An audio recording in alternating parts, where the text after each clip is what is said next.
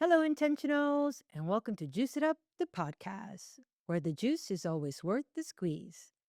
And conversations are designed to inspire, connect, and help squeeze more out of life, leadership, and opportunities. I am the host, Lori Santana, 2026 President elect, JTHS Miami RWorld, and I am super excited to welcome my friend, my broker, my fellow 2026 President elect Residential Miami RWorld, Ruben Sanchez. Hello. Welcome, Ruben. Thank you for having me. I'm very excited to finally be here. I know, I'm so excited. Do you remember how this was like many moons ago, like on a Yes. Zoom link? We And started all little, and now we're here. oh my gosh, I mean, I can't get over this. Here's JTHS podcasts, and so excited. Congratulations. Thank you, thank you. This It's is a long journey, and we're gonna have that conversation and have our viewers and listeners learn how our journey began. beautiful. I'm ready to share. So, if it's okay with you, I would like for you to be my co host. Absolutely. Okay. And in addition to that, I know that we thought of the session being called luxury, but I figured why not change it up a little now that we're Sure. going to have conversation? How about beyond luxury, leadership, and the new generation? Beautiful. Very Sounds fitting. good. All Very right. timely. So, let's juice it up. So, should I begin how we met, or would you like to do the honors? Well, so you share your story, and then I'll share my All story. right. So the story goes like this. We're in 2026. So it's 2024 in Dubai at the International Property Show Yes. with the Young Professional Network. That's how our journey began, right? Yes. Um, I was a moderator for our designation, which is Certified International Property Specialist Right. for National Association of Realtors. And you were a panelist.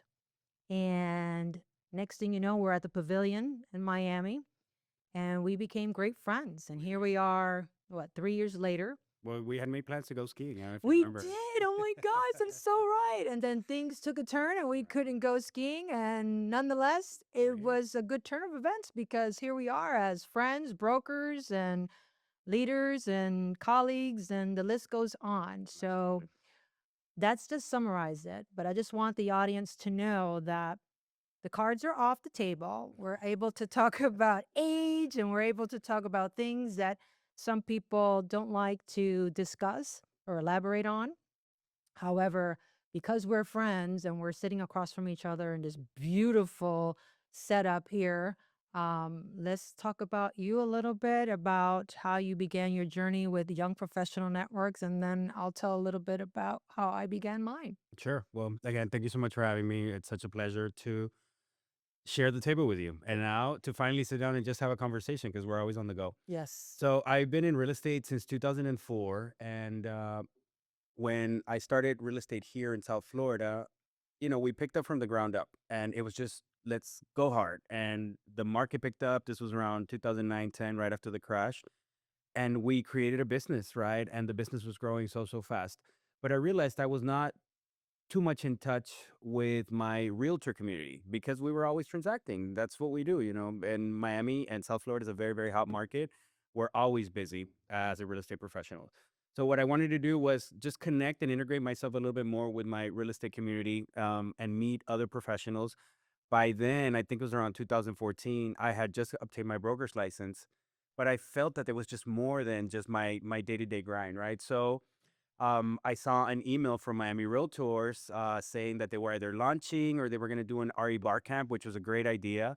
And I was the only one out of my company to attend. And that's my introduction into the YPN network and just getting to meet other realtor professionals that are also, transacting business in South Florida.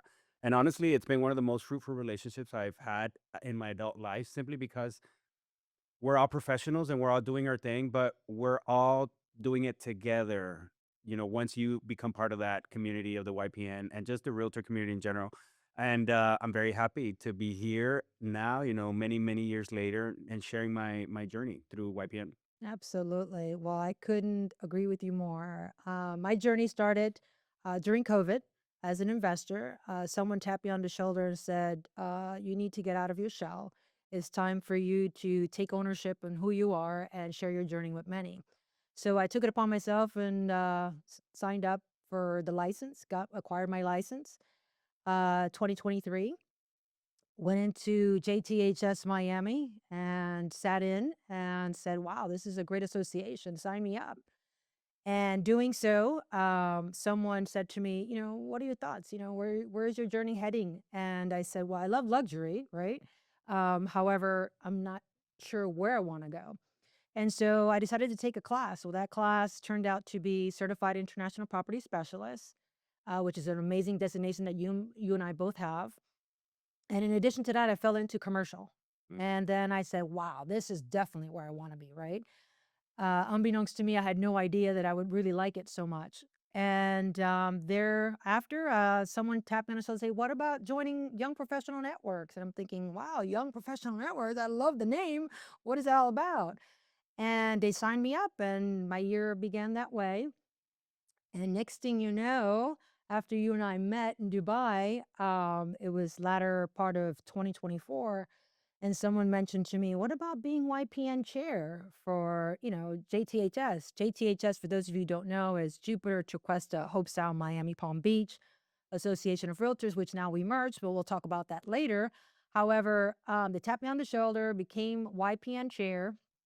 And one day someone said, do you have to be YPN Pro? And I'm thinking, I don't know, what does that even mean, right? And you know what that means. Yes, of course. For those of you who don't know what that means, that's over the age of 40.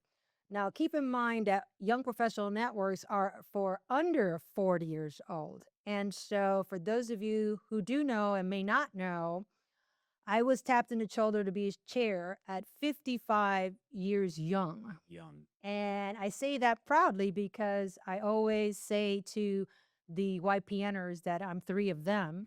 And now you understand why, right? So I took on the challenge, juiced it up, became, of course, the segment on Zoom that we talked about. And here we are today, just having an opportunity to share and as a podcast and hopefully take it globally. But now that everybody knows about YPN and leadership, what is the next conversation that you would like to have? Well, so one of the pillars, if you will, of my presidency next year Mhm. is I'll mention all three of them is broker relations. So we can talk about broker now. Congratulations that you got your broker's Thank you so license. much. I Congrats. appreciate that. Fostering the relationship with the young professionals and the next generation of professional real estate people that want to come in, and global. So Global. let you take your pick at any of those three. Let's start with global and then we'll just narrow it down. Sure. So let's talk a little bit about global, where we're at, where we've headed, what have we learned, what can we embrace, what can we share.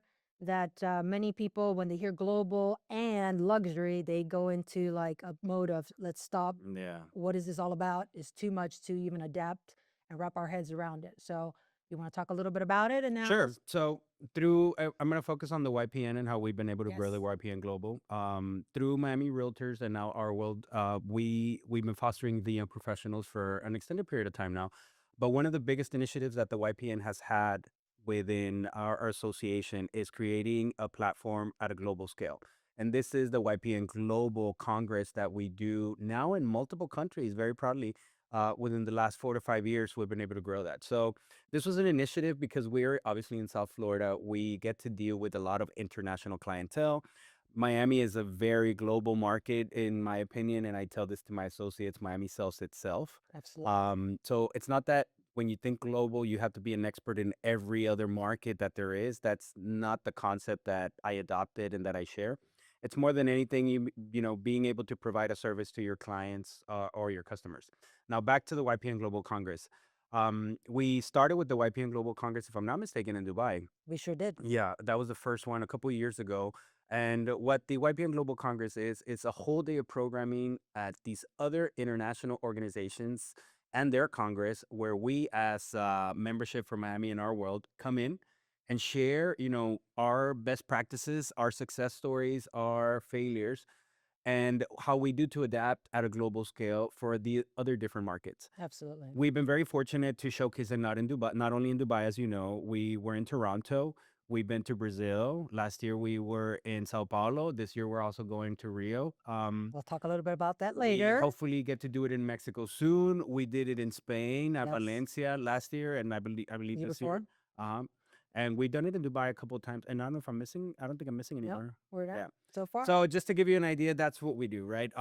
And it's very cool in my opinion because as a younger broker or just a younger professional that get to travel with people and your colleagues anywhere around the world to also showcase your expertise, you create this little group of people that like us that now we get to travel together and we're friends and we're professionals. So we're not just fostering, relationships between ourselves, but we're successfully laying the groundwork for future real estate professionals to come in and take our leadership roles Absolutely. worldwide, Yes. right? And it's great in my opinion. And that has allowed me to also go into different markets, right? So every market that we go to and showcase our global congress, I always get a little curious and I'm like, how is that market doing, right?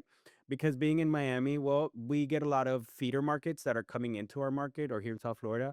But at some point, some people want to go back or some people want to diversify, right? So understanding those markets, in my opinion, is also very important because it gives you a set of knowledge that maybe not every real estate professional has. And if you have a client or a buyer, an investor that is interested in those markets, even though you're not an expert on it, you know a little bit and you probably know enough real estate professionals to refer them out. So global has been on my mind probably for the last 15 years. And it's just so great to see that through our association and our initiatives and everything that we're doing in our global real estate market here in South Florida is now, taking huge leaps everywhere on the world where people know us and they know our brand and they know what we do.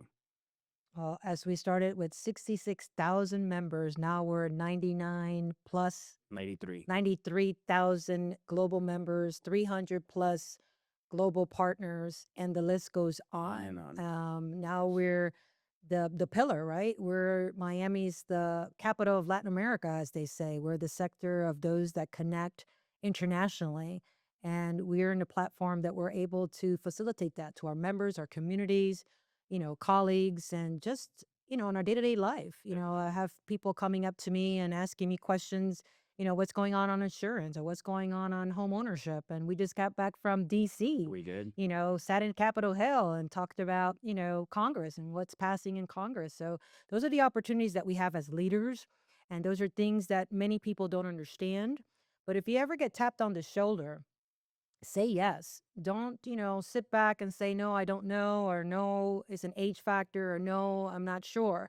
Say yes. Take the opportunity. Look at us here today. I mean, it's been a whirlwind of time and opportunities. And if I wouldn't have said yes, I probably wouldn't be here with you right now. And the family that we've built with Young Professional Networks. And I think that this is a platform that showcases young professionals and how we embrace each other. And there's no wrong or right. We're here to help support and facilitate that ability that most networks don't have that and people don't feel comfortable enough. And I think that's the reason why at almost 57 next month, I continue to be a YPNer and will always be YPNer for life because you guys are always, helpful, innovative. They provide, the resources and this platform here as the largest global association in the world provides. So kudos to us. And I'm just in awe of all of this. And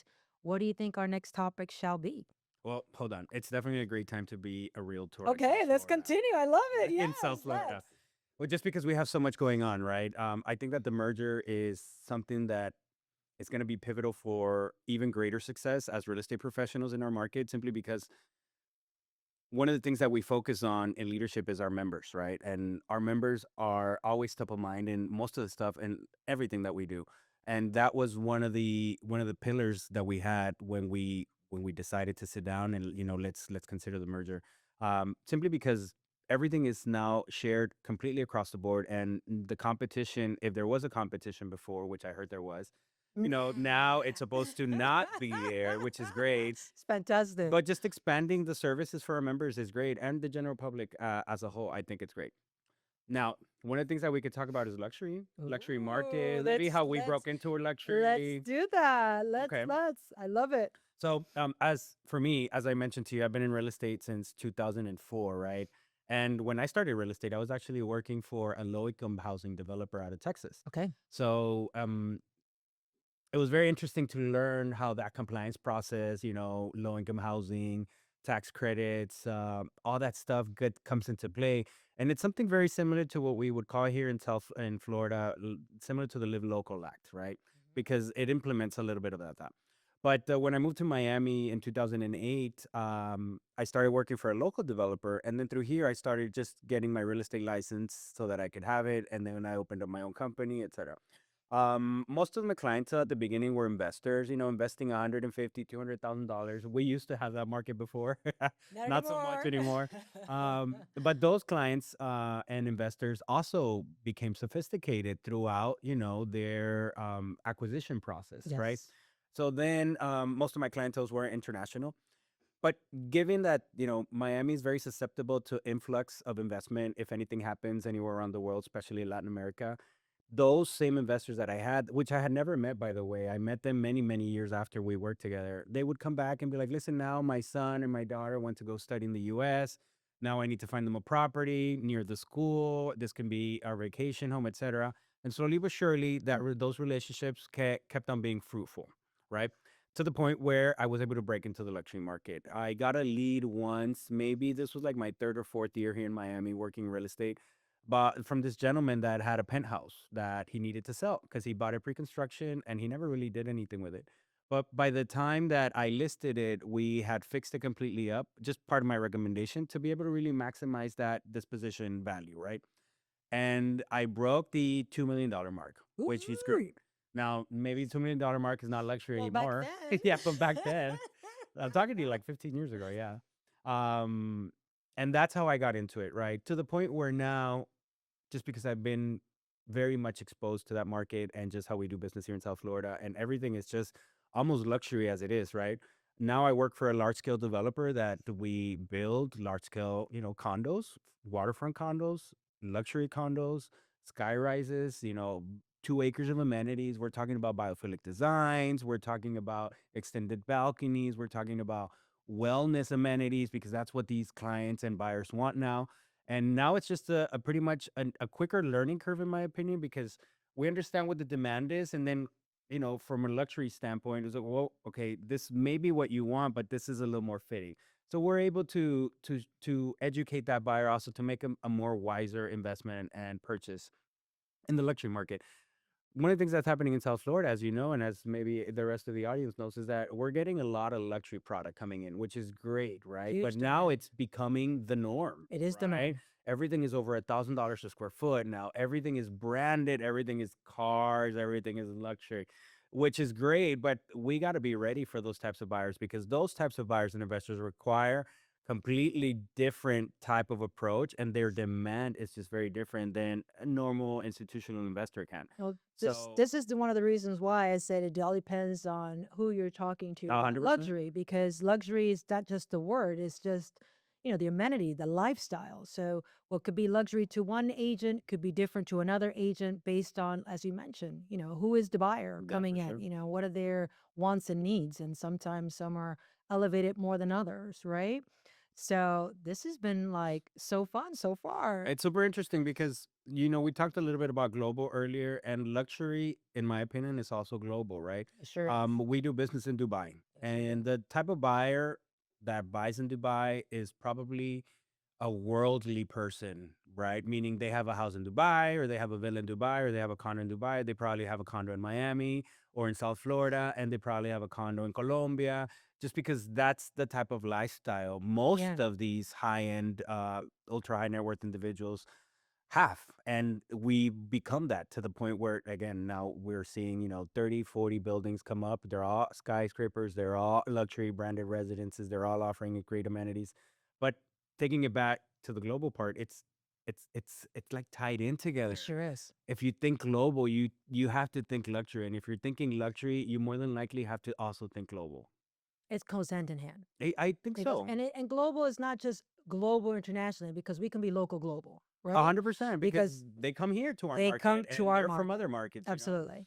So this is one of the things that, again, most of our audience may not be familiar with, and I'm glad that we're sharing that Yep. too specific because, again, it just a large, Well, if a you large. think about it, right? Like when we were getting our license, real estate is niche. It, Real estate is that's what local. they always And that's what said. they and that's the old school thought. And I think that, if if we're so focused on our market and our neighborhood because that's the only thing, then that's great. And It that's okay. works. It Yes. works for It many. works a It hundred works for percent. many. And people are very successful doing it that way. Absolutely, they are. I just think that there's an opportunity that's being missed, especially when somebody works in our market at South Florida or Miami, when we're not thinking about global, because they're all coming from somewhere, and more than likely they're going somewhere else, right? Absolutely. So that's why I say being local is great, but if you're just that's your main focus, you're not thinking about What you're the missing other out sub on, markets. You're missing out on a lot, and what we say is you're leaving money on the table. yes. But that's a good start. Yes. So we have probably about 4 minutes left. Anything else you wish to discuss that we really haven't? Because we spoke about the merger somewhat. We spoke about global. We spoke about young What? professional. We spoke about Well, let's talk about leadership. leadership. Yeah, a little bit about leadership. You made a very strong statement just now that if somebody taps into your shoulder, say yes. Plain and simple. Just say yes. And Absolutely. there's no way of you measuring the success you're going to have by saying yes until you're in it. Until If you you say know. no, you're missing out on an opportunity. Now, leadership within our association can be in many different forms. We don't just become presidents from one day to the next, or president elects, right?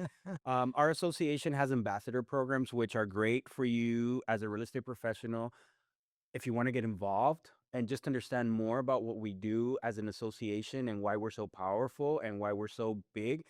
Those are great steps, in my opinion, to get involved and getting your feet wet and seeing if leadership is right for you. It's not for everybody, right? It's very time demanding and consuming. We get to travel, which is fun, but you also take time away from your business. But and and uh-huh, leading to that, as we progress, there's also committees. there's committees, And yeah. committees can also help you grow, right? As a leader.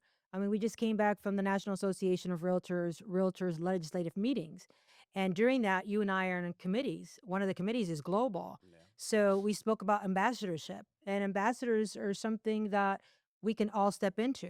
I mean, I was just given an ambassador role for, Semi 360 in I saw that. Brazil. So Congratulations. these Yes. are the opportunities that we have. People tap us on our shoulder to say, hey, we want you to come out, be a panelist, talk about, for example, I'll be talking about crypto and that currency. And we just got invited, you and I, to Mexico to do the same thing for, another association out there. So these are opportunities that, many people never imagined that we would be doing, but, gracefully and, we're so blessed in doing so and representing, again, the association who has allowed us to have this platform to continue to grow. So, thank I'm you very so happy. much for being here and Thank you sharing the for having me. space with me. And I'm so in awe of this opportunity. And just in closing, thank you for joining us on Juice It Up the podcast, where the juice is always worth the squeeze. If today's conversation inspired you, be sure to subscribe, share this episode with someone who can benefit from it, and join us again for more conversations that connect people, ideas, opportunities around the world. Until next time, stay intentional. Ciao for now. Ciao for now.